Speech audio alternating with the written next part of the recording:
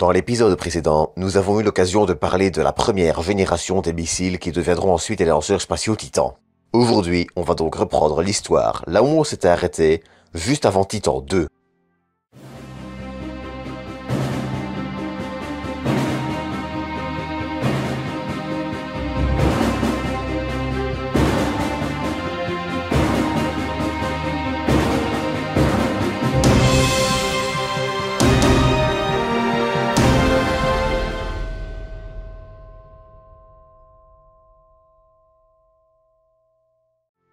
Nous sommes en 1958 seulement, et déjà, certaines contraintes des missiles Titan 1 encore en développement font envisager à la Martin Company de développer une autre version, Titan 2, qui aurait, comme principale différence, besoin d'un carburant stockable à température ambiante, permettant ainsi un bien meilleur stockage et une cadence de tir plus élevée.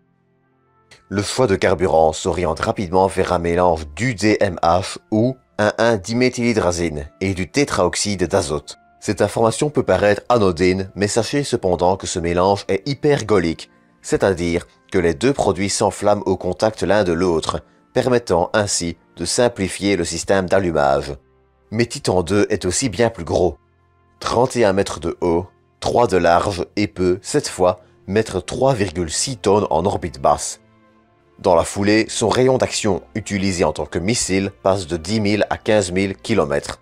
Les missiles Titan 2 voleront ainsi jusqu'en 1987, date de la fin de leur mise à la retraite commencée en 1982.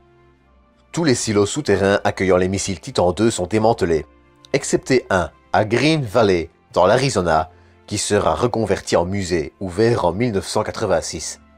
Il est, d'ailleurs, également doté d'un missile Titan 2 visible au public. Mais la plus grande réussite de Titan 2 ne sera pas sa carrière de missile, mais au contraire, son rôle décisif dans le spatial habité avec sa variante Titan 2 GLV pour Gemini Launch Vehicle. C'est en 1963 que Titan 2 est choisi pour faire voler ses nouvelles capsules, qui remplaceront celles de Mercury, lancées par Atlas de 1957 à 1963. En effet, les nouvelles capsules Gemini sont bien plus lourdes. 3,5 tonnes contre 1 pour Mercury. Or, les lanceurs Atlas D utilisés pour lancer les missions Mercury ne sont pas capables de lancer de si lourdes charges et encore moins de les mettre en orbite. Il est donc nécessaire de se tourner vers un nouveau lanceur, plus puissant, et c'est ainsi que, le 8 avril 1964, Titan 2 GLV vole pour la première fois avec une capsule Gemini pour un vol orbital. Il est à noter que ce vol-ci sera inhabité afin de tester la nouvelle capsule. Le vol suivant, qui aura lieu le 19 janvier 1965, sera lui aussi à vide, mais cette fois pour un vol suborbital, l'objectif étant de tester le bouclier thermique de la capsule. C'est le 23 mars 1965 qu'aura lieu le premier vrai vol de Gemini et de Titan GLV, puisque cette fois, ce sera un vol habité pour la mission Gemini 3, qui fera faire 3 fois le tour de la Terre à Gus Grissom et John Young. En tout, il y aura 10 missions Gemini, dont voici un rapide résumé.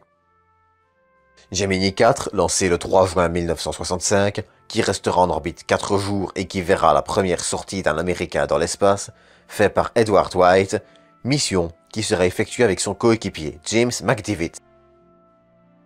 Gemini 5 sera lancé le 21 août 1965, et restera en orbite 7 jours et 22 heures, établissant ainsi un nouveau record, et emportait, cette fois, Charles Conrad et Gordon Cooper. Gemini 7 sera lancé le 4 décembre 1965, avec à bord Frank Borman et James Lovell.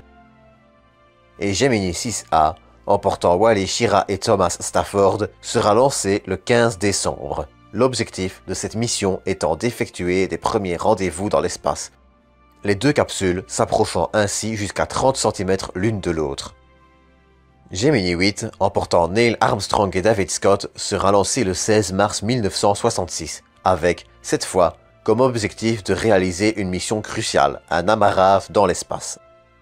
Pour cela, un véhicule cible a été lancé le 11 novembre 1966, le Agena Target Vehicle, basé sur un second étage Agena D et lancé par une Atlas SLV-3.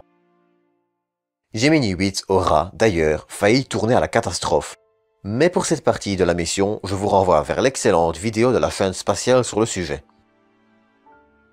La mission principale, qui consistait à s'amarrer à l'Agena Target Vehicle, sera cependant un succès.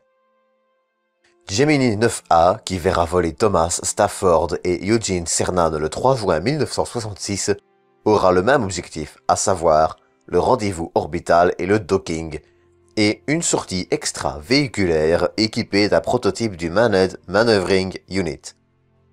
Malheureusement, cette sortie dans l'espace sera elle aussi très compliquée, et il faudrait quasiment un épisode entier dédié à cette mission Gemini. L'essentiel à en retenir est que le docking est un échec, et que la mission est une réussite partielle malgré une EVA raccourcie. Il existe cependant peu d'images de cette sortie extravéhiculaire. En effet, ayant de grandes difficultés pour s'équiper du MMU, le Manned Maneuvering Unit, Eugene Cernan donnera un coup de pied dans la caméra, l'envoyant voler dans l'espace.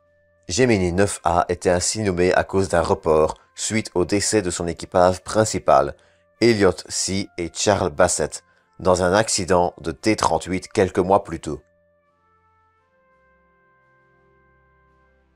Gemini 10 décollera le 18 juin 1966 avec les astronautes John Young et Michael Collins. Cette mission sera, cette fois, un succès. Le docking se passera bien et 2 sorties extra-véhiculaires auront lieu.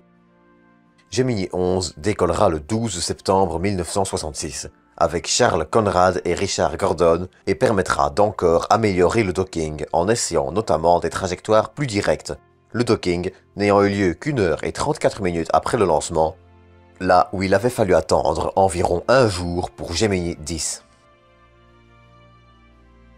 Et enfin, la dernière mission du programme Gemini, Gemini 12, sera lancée le 11 novembre 1966, avec à bord James Lovell et Edwin Aldrin, l'objectif principal étant de démontrer la possibilité d'effectuer différentes tâches dans l'espace. La mission permettra ainsi d'ouvrir la voie au programme Apollo. En tout, les missiles Titan II et leurs dérivés auront volé 106 fois pour 101 succès, et ce incluant sa variante 23G, qui lança en tout 13 satellites dont 12 succès. Titan 23G volera la première fois le 9 mai 1988 et lancera avec succès le satellite USA-32.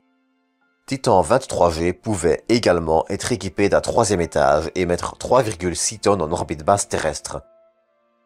Son dernier vol aura lieu le 18 novembre 2003, ce qui fera un total de 15 années de service pour cette variante. Toute variante exclue, Titan II aura ainsi volé de mars 1963 avec le premier essai d'un missile Titan II jusqu'en novembre 2003, avec le dernier vol du lanceur Titan 23G, soit un total de 50 années de carrière. Titan 23G lancera également le satellite Clémentine, satellite d'exploration et partenariat entre le département de la défense des États-Unis et la NASA, qui permettra d'étudier la Lune et l'astéroïde Géographos. Le nom de Clémentine lui venant d'une chanson, Oh My Darling Clémentine, le vaisseau spatial étant sacrifié en fin de mission. La relève des lanceurs Titan 2, ce seront les lanceurs Titan 3 et 4 qui l'assureront, mais ça, c'est le sujet d'un prochain 5 minutes pour parler. D'ici là, j'espère que cet épisode vous aura plu. Quant à moi, je vous dis à bientôt pour une nouvelle vidéo.